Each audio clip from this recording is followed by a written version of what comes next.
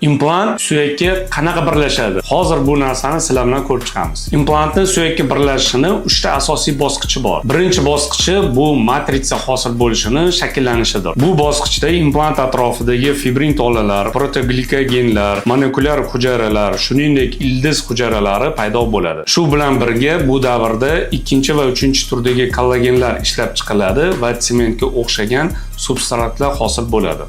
Ikkinchi bosqich bu suyak hujayralari implantga uje yopish boshlanadi. Bu taxminan implant qo'yilgandan keyin ikkinchi kundan uje boshlanadi. Bu davrda o'sish faktorlari faollashadi. Shuni hisobiga osteointegratsiya hujayralari uje implantga yopishishni boshlaydi. Shu bilan birga kollagen to'qimalari hosil bo'lishi boshlanadi.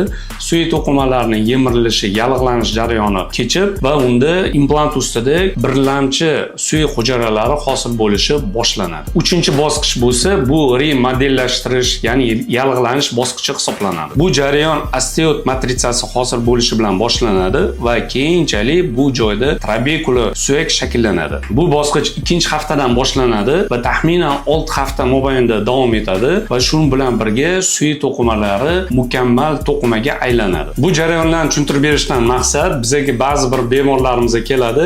Menda bu implant bitarmikan, turarmikan degan savollarni berishadi. Ko'rib turganinglardek, bu ilmiy asoslarga ega bo'lgan hammaning organizmidagi bu to'qimalar bemalol implant bilan bitib ketadigan jarayon hisoblanadi. Shuning uchun biz bemalol 99% odamlarda bu implantlar bitadi deb bemalol aytolamiz.